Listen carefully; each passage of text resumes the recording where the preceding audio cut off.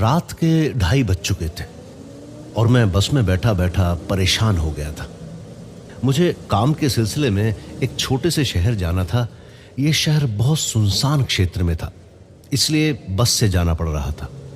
मैं अक्सर काम के सिलसिले में छोटे छोटे गांव और शहरों में भटकता रहता हूं, पर आज तक किसी शहर या गांव में पहुंचने में मुझे इतनी दिक्कतें नहीं आईं जितनी इस शहर में आई थी। ना कोई फ्लाइट, ना कोई ट्रेन यहां आती थी, बस एक बस थी जो यहां तक पहुंच सकती थी। ऐसा लग रहा था जैसे ये शहर नए लोगों से बच रहा था। उस बस तक पहुंचने के लिए भी मुझे पास के एक गांव में ट्रेन तक आना पड़ा, जहां पे इस शहर जाने वाली बस थी। बड़े थकन भरे सफर के बाद मैं आखिरकार वहां पहुंच गया। बस में मेरे साथ काफी कम लोग थे। उन सबको कोई ना कोई उनके घर से लेने आया हुआ था।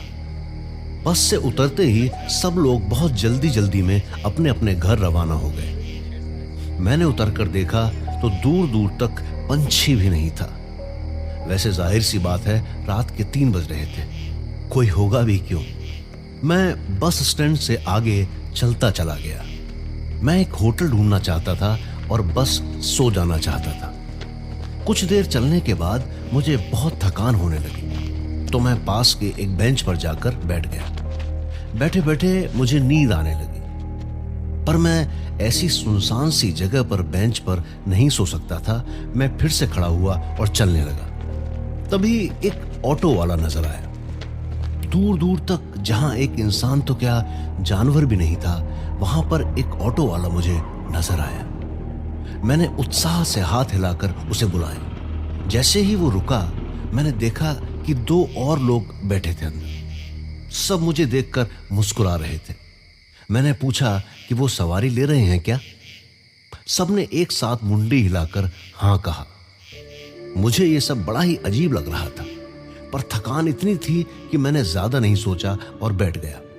भैया, यहां आसपास अगर कोई होटल हो तो आप मुझे वहां छोड़ दो, मैंने ऑटो वाले से कहा। इस शहर में कोई होटल नहीं है। आप चाहें तो इन लोगों के जैसे मेरे साथ रुक सकते हैं। ऑटो वाले ने मुझे शीशे में देखकर कहा। मुझे बड़ा अजीब लगा। ऐसे कैसे हो सकता है कि किसी शहर में होटल ही ना हो और ये सब लोग भी ऑटो वाले के घर रुकने के लिए राजी हो गए। ये सब था तो बड़ा अजीब, पर मुझ में हर चीज का कारण जानने की शक्ति नहीं थी। मैं बस हामी भर के उनके साथ चला गया। ऑटो वाला काफी देर से गाड़ी चला रहा था, तो मैंने सोचा कि बाकी सबसे थोड़ी बातचीत कर लूं। मैंने बाकी 2 लोगों से पूछा कि वो लोग कहां से हैं और किस लिए आए हैं। उन दोनों ने कोई जवाब नहीं दिया। उनकी तरफ से ऑटो वाला बताने लगा कि ये लोग कौन हैं।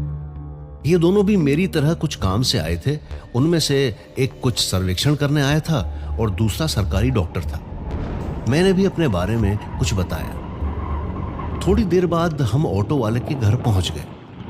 अंदर जाते ही मैंने देखा कि घर एक अकेले इंसान के रहने के हिसाब से काफी बड़ा था और ऑटो चलाने वाले के हिसाब से काफी आलीशान भी, पर शहर के थोड़े बाहर था। मैंने अपना सामान उतारा और पूछा कि रहने खाने का और ऑटो का कितना भाड़ा हुआ।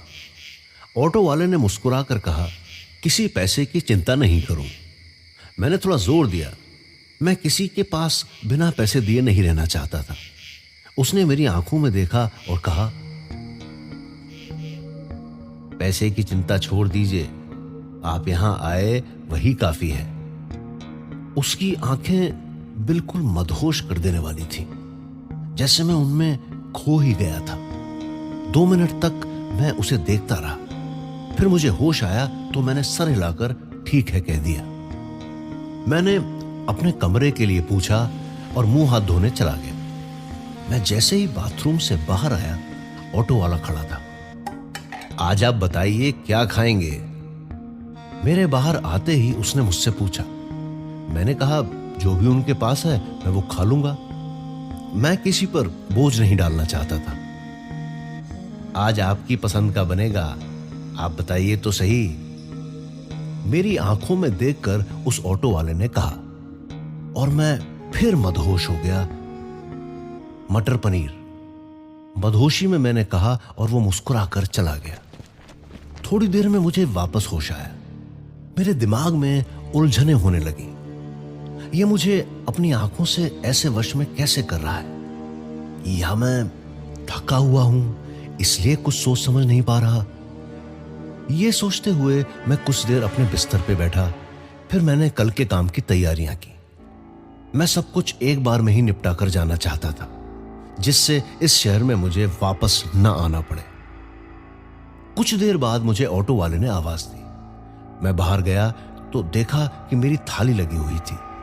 मटर पनीर, दाल, चावल, रोटी और सैलेड सब था। पर हैरानी की बात यह थी कि सिर्फ मेरी ही थाली लगी थी, बाकी किसी की नहीं। मैंने पूछा कि बाकी लोग क्यों नहीं खा रहे, तो उसने कहा कि वो लोग पहले ही अपनी पसंद का खा चुके थे। अभी तक भी ऑटो वाले के अलावा मुझसे किसी ने बात नहीं की थी। अगर मैं सीधे सीधे उनसे भी कुछ पूछूं तो उनसे ही पहले ऑटो वाला जवाब दे देता था। मैं खाना खाने बैठा। सब कुछ इतना स्वादिष्ट था कि क्या बताऊं। मैंने पूछा कि ये सब बाहर से मंगाया है या ऑटो वाले ने खुद बनाया है। उसने कहा कि ये सब उसने खुद बनाया है। मैंने उसकी सराहना की, पर अजीब बात यह थी कि उसने इतना सब इतनी जल्दी कैसे बना लिया। अभी तक सब बड़ा अच्छा चल रहा था, पर मुझे थोड़ी घबराहट थी। एक अनजाने शहर में मेरे साथ कुछ ज्यादा ही अच्छा चल रहा था। खाना खाकर मैंने उसे शुक्रिया कहा और सोने चला गया। मैंने कमरे का दरवाजा लगाया और बिस्तर पर लेटते ही मुझे कुछ ही मिनट में नींद आ गई। मैं बड़ी गहरी नींद में था। एकदम से मेरी नींद टूटी। मैंने देखा कि ऑटो वाला मेरे बगल में बैठा है। मैं चमक कर उठा तो देखा मेरे दोनों हाथ बिस्तर से बंधे हुए थे। मैं चिल्लाया कि ये सब क्या हो रहा है, और वो अंदर कैसे आया जब मैंने दरवाजा बंद किया था अंदर से। उसने मुझे पुचकार कर वापस नीचे लेटने को कहा और एक कहानी सुनाने लगा। बहुत समय पहले मैं इस घर में अपने परिवार के साथ रहता था। मैं, मेरे माँ बाप, मेरी बीवी और मेरी बेटी, हम लोगों का यह पुश्तैनी घर था। मैं मेरे पापा के धंधे पानी में मदद करता था। कोई दूर से देख के बता सकता था कि हम सब कितने खुश थे। एक दिन पड़ोस के गांव में मैं अपने दोस्त की शादी में गया हुआ था। एक हफ्ते बाद जब मैं वापस आया तो देखा कि मेरा पूरा घर जलकर राख हो गया था और घर के साथ मेरा पूरा परिवार भी जल चुका था। मुझे यह सब पुलिस ने बताया। किसी वायर के चक्कर में रात में आग लग गई, और क्योंकि यह घर शहर से थोड़ा दूर है इसलिए पुलिस को भी काफी देर बाद खबर मिली। इसलिए मेरे घर वालों को कोई बचा नहीं पाया। ये देखकर मैं अंदर से टूट गया। ना घर ना परिवार, तो धंधे का मैं करता ही क्या। 2 रात मैंने इस खंडहर में रोते हुए बिताई। फिर मैंने फैसला किया ये शहर छोड़कर जाने में ही भलाई है। अब यहां मेरा कुछ नहीं बचा है। मैंने अपने कपड़े जो मैं शादी में लेकर गया था उठाए और बस स्टैंड पे चला गया। कुछ देर वहां खड़े रहने के बाद मुझे अचानक से एक ऑटो की आवाज आई, पर दूर दूर तक कोई ऑटो नहीं था। मैं इधर उधर देखकर उसे ढूंढ रहा था कि अचानक मुझे उस ऑटो ने पीछे से टक्कर मार दी और मेरा सर एक बड़े से पत्थर पे जा टकराया। मैं खून से लथपथ लेटा रहा और फिर बेहोश हो गया। जब मैं उठा तो देखा मेरा खून बंद हो चुका था और मुझे कोई दर्द भी महसूस नहीं हो रहा था। मैंने देखा कि मेरे बगल में वो ऑटो वाला खड़ा है और दूर जहां मैं गिरा था वहां भीड़ जमा थी। मैं उठकर उस भीड़ में गया तो देखा मेरी लाश वहीं है, खून से लथपथ अभी भी वहीं लेटी हुई है। यह देखकर मेरी चीखें निकल गईं, पर किसी को मेरी आवाज नहीं सुनाई दी। मैं घबरा गया और उस ऑटो को लेकर वापस अपने घर की तरफ चला गया। जैसे ही मैं वहां पहुंचा तो देखा मेरा पूरा घर सही सलामत वहीं था, बिना जले, बिना किसी दिक्कत के। मैं आश्चर्यचकित रह गया। मैंने अंदर जाके देखा तो वो अब भी खाली था और इस पूरे घर में बस मैं अकेला था। ये सब कहकर वो चुप हो गया और कमरे में बाकी 2 लोग भी आ गए। मैं रोने और चिल्लाने लगा, अपना हाथ छुड़ाने की कोशिश करने लगा। मैंने बहुत मिन्नतें की मुझे छोड़ देने की, मुझे बस अपने घर जाने देने की। उसने मेरे मुंह पर हाथ रखा और मेरे होंठ बंद हो गए, जैसे किसी ने सिल दिए हो। मैं कितनी भी कोशिश करूं वो खुल नहीं पा रहे थे। जिस दिन मेरी मौत हुई उस दिन मैं समझ गया कि इस शहर का एक उसूल है, जो यहां आता है वो छोड़कर इसे नहीं जा सकता। और मुझे भी तो अकेले रहना पसंद नहीं है। यह कहकर उसने एक चाकू निकाला और मेरी तरफ बढ़ने लगा। मैं रोता रहा, चिल्लाने की कोशिश करता रहा, पर कुछ नहीं कर पाया। इसमें ज्यादा दर्द नहीं होगा, फिक्र मत करो। यह कहकर उसने मेरे गले पे चाकू रखा और मेरा गला काट दिया। मैं बेहोश होने लगा था।